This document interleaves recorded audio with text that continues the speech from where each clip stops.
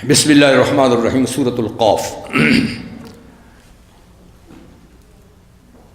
قاف والقرآن المجید بل عجبوا ان جاءهم منذر منهم وقال الكافرون هذا شيء عجيب أإذا متنا وكنا ترابا ذلك رجع بعيد قد علمنا ما تنقص الأرض منهم وعندنا كتاب حفيظ۔ سورہ قاف یہ مکی صورتوں میں سے ہے۔ اس سے پہلے سورہ حجرات، سورہ الفتح یہ صورتیں مدنی تھیں، اور اب یہاں سے مکی صورتوں کا سلسلہ شروع سورہ الحدید تک، پھر الحدید کے بعد جو ہے سلسلہ جائے گا سورہ تحریم تک مدنی صورتوں کا، پھر اس کے بعد آخر تک کچھ مدنی کچھ مکی صورتیں زیادہ ہوں گی اور مدنی صورتیں کم ہوں گی۔ سورہ قاف یہ مکی صورت ہے، تو اس کا موضوع مکی صورتوں کی طرح ہے جیسے اور مکی صورتوں کا موضوعات ہیں کہ 4 مرکزی موضوع ہیں مکی صورتوں کے۔ سب سے پہلے اللہ کی توحید کا بیان ہوتا ہے اور اس پہ دلائل دیے جاتے ہیں، عقلی نقلی دلائل۔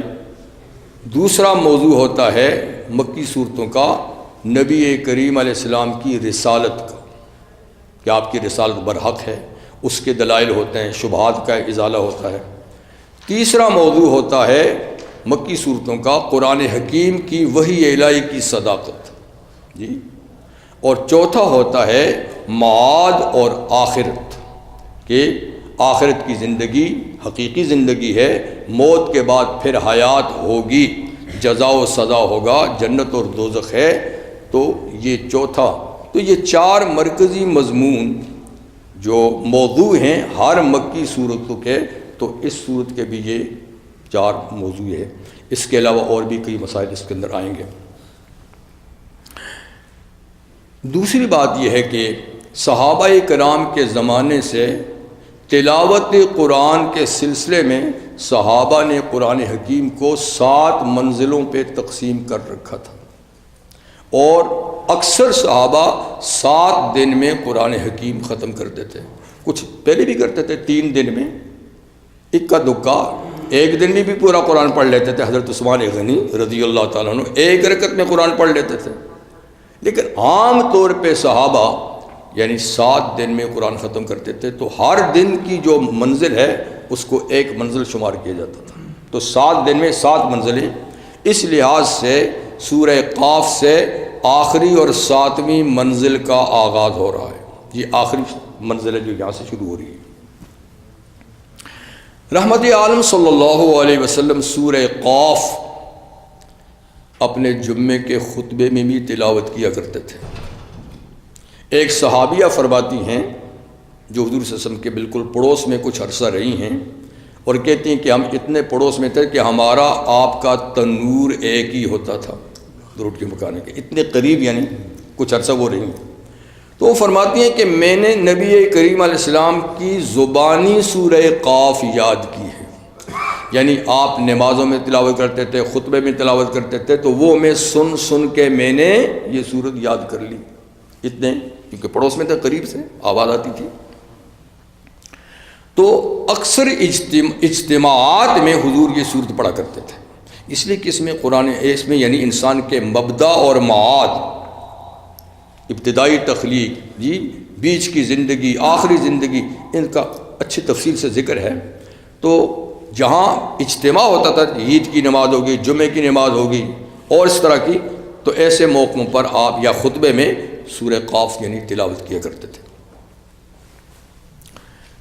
تو اس سورت کا آغاز قاف حرف مقطع سے ہے، جیسے کہ کئی سورتوں کا آغاز مقطعات سے ہے، الف لام را، الف لام میم، ہا میم وغیرہ، تو اس کا آغاز ہے قاف۔ حروف مقطعات کے بارے میں بارہا میں نے عرض کیا ہے کہ حقیقت یہ ہے کہ اس کا معنی اللہ اور اللہ کے نبی جانتے ہیں، یہ سر من اسرار اللہ کے رازوں میں سے ایک راز ہے۔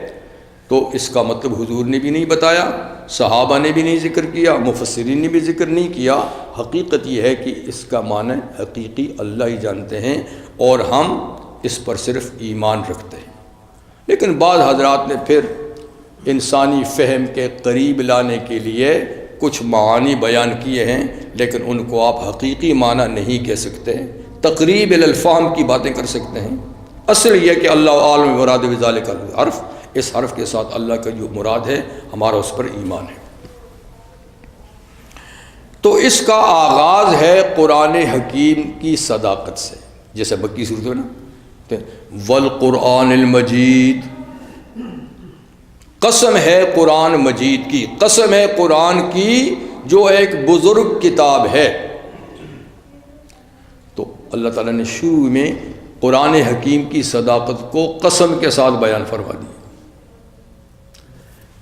اس زمانے میں جب قرآن حکیم کا نزول ہو رہا تھا تو تحریری کتابیں نہیں ہوا کرتی تھیں، خاص کر عربوں میں۔ عرب تو امیین تھے، ان کے پاس تو کوئی تحریر ہوتی نہیں تھی۔ اہل کتاب کے پاس کچھ اپنی کتابیں ہوتی تھیں، لیکن امیین عربوں میں تو کوئی کتاب نہیں تھی۔ پہلی کتاب جو ان کے پاس آئی تو وہ قرآن حکیم تھی، اگرچہ وہ لکھی لکھائی پوری مکمل تو نہیں آئی، لیکن تاہم جتنی وحی نازل ہوتی تھی، سرور کونین صلی اللہ علیہ وسلم سب سے پہلے تو وحی کے نزول کے بعد حاضر صحابہ کو پڑھ کے سناتے تھے، جو موجود تھے کہ بھئی یہ وحی نازل ہوئی ہے، پڑھ کے سناتے تھے۔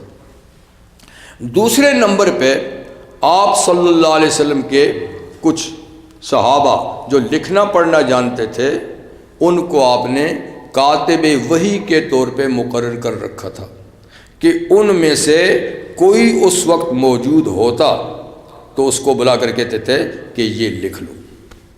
پیپر تو نہیں ہوتے تھے اس زمانے میں، جو چیز بھی میسر ہوتی تھی اس پہ کوئی ہڈی ہے، کوئی پتھر ہے، کوئی پتا ہے، کوئی چیز، تو اس پہ وہ صحابی لکھ لیا کرتے تھے۔ تو اس طرح تحریر میں ساتھ ساتھ قرآن حکیم تحریر میں بھی آتا رہا۔ تو پہلا کام تلاوت، دوسرا کام لکھوانا، تیسرا کام ہوتا تھا آپ کا تعلیم۔ یتلو علیہم آیاتہ ویعلمہم الکتاب والحکمہ ویزکیہم۔ تو قرآن حکیم میں رحمت عالم صلی اللہ علیہ وسلم کے فرائض منصبی اللہ نے 3 بیان فرمائے۔ یتلو علیہم، سب سے پہلا فرض منصبی کہ جو وحی ہوئی ہے اس کی تلاوت کر کے سنا دیں۔ قرآن حکیم میں حکم ہے اتل ما اوحی الیک من الکتاب، جو کتاب آپ کی طرف وحی کی جاتی ہے اے نبی آپ اس کو پڑھا کریں، تلاوت کریں۔ دوسرا کام لکھوانے کا۔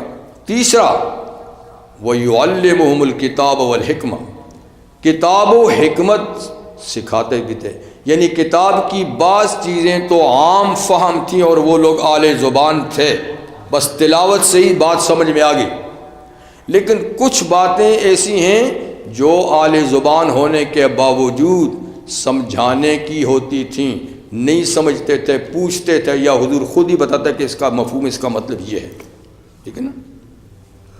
جیسے کہ وہ خیت والی آیت ہے کہ رمضان المبارک کا روزہ کس وقت سے کس وقت تک ہے، تو اس کو اس عنوان سے ذکر کیا ہے کہ من الخیط الابیض من الخیط الاسود من الخیط یعنی اس میں دھاگوں کا ذکر ہے کہ جب سیاہ دھاگا سفید دھاگے سے ممتاز ہو جائے تو روزہ بند کر دو، سحری ختم کر دو۔ اب اس میں لفظی معنی تو دھاگا ہے، لیکن محاورے کا معنی مطلب جو مقصد ہے وہ تو دھاگا نہیں، وہ کیا ہے؟ صبح کی سفیدی رات کے اندھیرے سے۔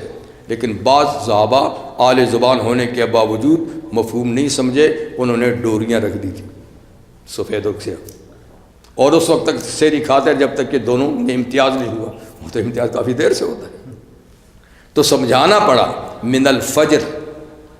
اس طرح اور کئی احکامات ہیں یا احکامات کی تفصیلات ہیں، تو یہ تعلیم ہے۔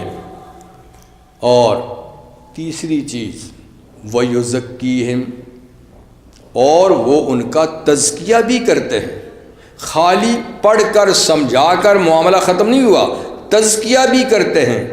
تزکیہ کا مطلب یہ ہے کہ جو تعلیم آئی ہے اس پہ عمل بھی کراتے ہیں۔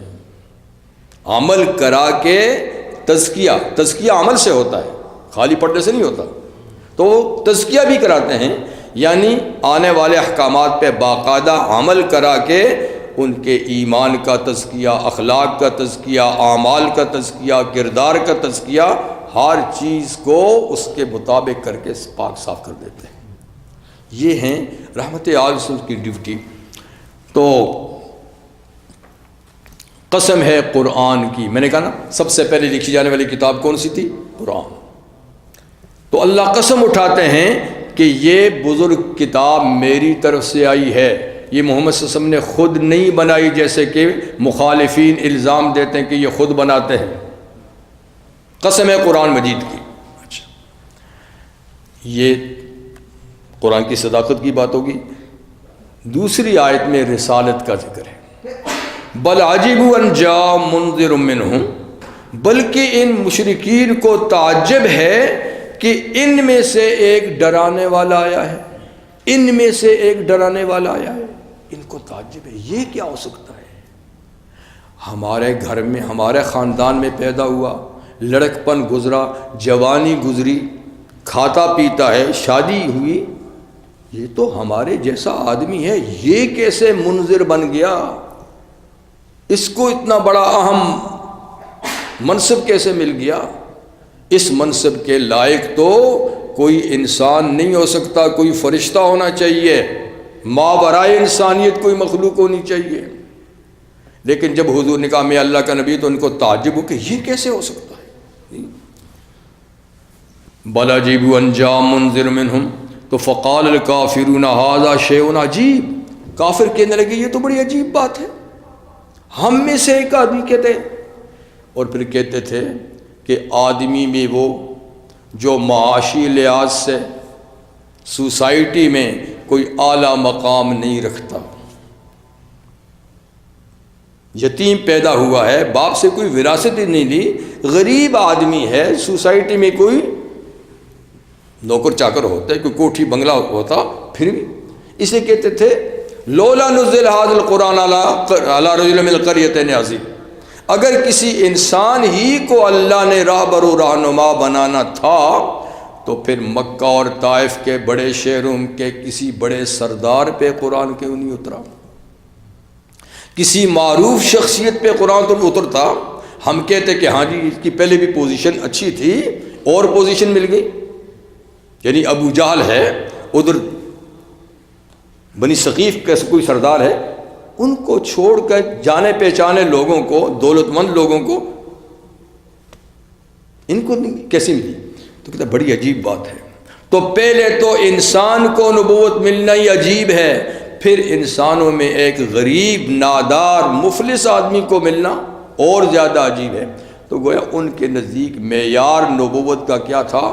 یا تو کوئی فرشتہ ہو، اور اگر انسانوں ہی میں بھی ہو تو کوئی کھاتا پیتا آدمی، مشہور و معروف قسم کا آدمی ہونا چاہیے۔ غریب آدمی اس زمانے میں بھی کسی کھاتے میں شمار نہیں ہوتا تھا، آج کے زمانے میں بھی کسی کھاتے میں شمار نہیں۔ اب بھی سارا کھیل دولت کا ہے، کوئی آگے بڑھ ہی نہیں سکتا، اور جب تک کوئی غریب نہیں بڑھے گا سلسلہ بھی ٹھیک نہیں ہوگا۔ تو یہ پرانی سوچ ہے، پرانی سوچ ہے۔ پھر کہتے ہیں معاد کے بارے میں، چلو جیسا تیسا کر کے ہم مان لیتے ہیں، لیکن یہ تو باتیں بھی بڑی انوکھی اور نرالی کرتا ہے۔ کہتا ہے جب ہم مر جائیں گے، مٹی میں رل مل جائیں گے، اعضاء بکھر جائیں گے، خون خشک ہو جائے گا، بوسیدہ ہڈیاں رہ جائیں گی، یہ کہتا ہے پھر تم دوبارہ پیدا ہوگے۔ تو یہ باتیں بھی عجیب کرتا ہے۔ اِذَا مِتْنَا وَكُنَّا تُرَابًا، کیا جب ہم مر جائیں گے اور ہم مٹی بن جائیں گے، مٹی میں رل مل جائیں گے، یہ کہتا ہے دوبارہ پھر پیدا ہو گئے، ذَلِكَ رَجْعٌ بَعِيدٌ، کہتا ہے یہ دوبارہ پیدا ہونا تو عقل سے دور کی بات ہے، عقل سے دور کی بات ہے۔ لیکن یہ ایسی باتیں کرتا ہے، یہ تو عقل سے دور کی بات ہے، پر یہ عقل سے دور کی بات نہیں ہے کہ پہلے کہاں تھے۔ پہلے کہاں تھے؟ اب تو پھر بھی مٹی کے ذروں میں ذرے ہوں گے۔ اور رحمت عالم صلی اللہ علیہ وسلم کا ارشاد ہے کہ انسان مٹی میں رل مل جاتا ہے، سب کچھ ہو جاتا ہے، لیکن اس کے جسم کی ایک ہڈی جو دمچی ہے وہ گلتی سڑتی نہیں ہے، وہ باقی رہتی ہے، اور اسی کے ساتھ حیات کا تعلق ہے۔ اور بروز قیامت جب انسان پیدا کہتے ہیں اسی ہڈی سے سارے جسم کو جوڑ دیں گے، بنا دیں گے۔ تو اب تو کم سے کم وہ ہڈی تو ہے، پہلے تو وہ کہاں تھی؟ اگر اس وقت اللہ نے تم کو پیدا کر دیا، اب دوبارہ پیدا کرنا کون سا مشکل ہے؟ لیکن اس طرف ان کی عقل نہیں جاتی تھی، کہتے ہیں مٹی میں مل گیا دوبارہ کیسے پیدا ہونا ہے؟ ٹائم ہو تو نہیں رہا، تھوڑا سا ایک آیت پڑھ سکتا ہوں؟ اچھا ٹھیک۔ قد علمنا ما تنقص الارض منہم، اللہ فرماتے ہیں میرے پاس ذرے ذرے کا حساب ہے، ذرے ذرے کا حساب۔ تحقیق ہم جانتے ہیں ما تنقص الارض منہم، جو زمین ان کے حصہ کم کرتی جاتی ہے، مرنے کے بعد زمین کے اندر جو جو حصہ ان کا رلتا ملتا جاتا ہے، ہم ایک ایک ذرے کو جانتے ہیں، کتنا زمین نے کھایا، کتنا کھایا، کتنا کھایا، کتنا کھایا، پتہ جی۔ اور کتنے ہیں کہ ہم نے زمین پہ ان کے جسم کا کھانا ہی حرام کر دیا ہے؟ انبیاء کرام، انبیاء کے جسم کو زمین نہیں کھاتی، وہ قیامت تک ان کے جسم سلامت ہے، ٹھیک۔ اس کے علاوہ بھی ہم جس کو چاہیں جتنی دیر تک رکھیں، شہداء کے جسم ہوتے ہیں، صلحاء کے جسم ہوتے ہیں، حفاظ کے جسم ہوتے ہیں، جی دیر تک ہوتے ہیں، کئی صدیوں کے بعد بھی لاشیں نکلتی ہیں، ٹھیک ہے۔ تو یہ نہیں کہ ہر کسی کا جسم یعنی گل سڑ جاتا ہے، کسی کا دیر سے، کسی کا ہمیشہ محفوظ رہتا ہے، اور جس کا گلتا سڑتا ہے تو زمین جتنا جتنا حصہ اس کا کھاتی ہے، ہم ایک ایک ذرے کو جانتے ہیں، ہمارے پاس حساب ہے جی۔ وَإِنَّنَا كِتَابٌ حفیظ، ہمارے پاس ایک محفوظ کتاب ہے جس میں سب کچھ درج ہے، کہ کتنے ذرے تھے جسم میں، کتنے ذرات تھے زمین میں، کتنے چلے گئے ہیں، رل مل گئے ہیں، کتنے باقی ہیں، ہمارے پاس کتاب محفوظ ہے، لوح محفوظ میں سب کچھ لکھا ہوا ہے۔ اور اللہ کے علم سے تو کوئی چیز باہر ہے ہی نہیں ہے۔ پھر تم کیوں سمجھتے ہو کہ جب رل مل گئے، ہڈیاں بوسیدہ ہو گئیں، پھر کس نے پیدا کرنا؟ کس بنیاد پہ کہتے ہو؟ فرمایا کہ ایسی بات نہیں، بات یہ ہے بل کذبوا بالحق لما جاءہم، بلکہ انہوں نے حق بات کا انکار کیا، جب حق بات ان کے پاس آئی تو انہوں نے اس کا انکار کر دیا ہے، حق کا انکار کیا ہے۔ ورنہ عقل کو صحیح استعمال کریں تو کوئی بودھ نہیں ہے، عقل کو صحیح استعمال کریں تو اس میں کوئی بعید از قیاس، بعید از عقل کوئی بات نہیں ہے، مگر یہ اس کو استعمال ہی نہیں کرتے، الٹی استعمال کرتے ہیں، تو پھر کیسے بات سمجھ میں آئے گی؟ بلکہ انہوں نے حق کا انکار کیا جب حق ان کے پاس آیا۔ فہم فی امر مریج، تو اب یہ ایک ایسے معاملے میں پڑے ہوئے ہیں جو خلط ملط ہے، نہ ادھر کے ہیں نہ ادھر کے ہیں۔ تو صحیح سوچ اگر کریں تو ان کو کوئی چیز بڑی نظر نہ آئے۔ سب سے بڑی دلیل تو یہ ہے احیاء بعد الموت کی، کہ پہلے تو تھا ہی کچھ نہیں، تو جو ذات پہلے سے کچھ نہ تھا، ہمارے علم کے لحاظ سے، اللہ کے علم میں تو سب کچھ ہے، نہ تھا اور خدا نے بنا دیا۔ وہ ذرات کہاں کہاں پھیلے تھے کائنات میں، اللہ جانتے تھے، ہمارے علم میں تو نہیں تھا۔ کس طریقے سے وہ سارے ذرات سمیٹے اور سمیٹ کے اللہ تعالیٰ نے ان کو غذا کی شکل میں کھلایا، اس غذا سے اللہ نے پانی کی بوند پیدا کی، اس بوند کو اللہ نے ایک قرار مکین میں رکھا، اور اس میں تبدیلیاں لائیں 40 دن کے بعد اور جیتا جاگتا انسان بنا ڈالا. تو اس وقت تو تم اس کو بعید از عقل نہیں کہتے تھے کہ یہ کیسا ہو سکتا ہے. آج وہ ایک کم از کم جگہ میں ہے یا چلو کائنات میں بکھرا ہوا ہے کہیں بھی ہے, اس کے ذرے ہیں, اب تو ذرے ہیں اور اس کی ایک شکل اور صورت بھی ہے. اس وقت شکل و صورت ہی کہاں تھی؟ اللہ کے علم میں تھی مگر کائنات میں تو نہیں تھی. اب ذرے بھی ہیں, شکل و صورت بھی ہے, تو اب کا بنانا کیسے بعید ہو گیا جبکہ اس وقت کا بنانا بعید نہیں تھا. تو نا یہ عقل کو استعمال نہیں کرتے, اور یہ ضد اور عناد ایسی چیز ہے کہ وہ انسان کو صحیح عقل استعمال کرنے کو چھوڑتی ہی نہیں ہے. ورنہ کیا یہی منکرین رحمت عالم صلی اللہ علیہ وسلم کی سیرت صورت کردار کے پیش نظر آپ کو صادق اور امین کہتے تھے کہ نہیں؟ تو کیوں ایک دم چینج ہو گئے؟ ایک دم صرف ضد کی وجہ سے, چودراہٹ کی وجہ سے, منصب کی وجہ سے, اور کیا ہوا؟ تو اسی لیے انسان بھی صحیح عقل نہیں, جب ایک طے کر لیتا کہ میں نے یہ رستہ نہیں چھوڑنا تو پھر وہ عقل سلیم کو استعمال ہی نہیں کرتا. تو بہرحال یہ سلسلہ چل رہا ہے, تو اگلے پروگرام میں انشاءاللہ. وآخر دعوانا الحمد للہ رب العالمین. سبحانک اللہم وبحمدک اشہد ان لا الہ الا انت استغفرک واتوب الیک.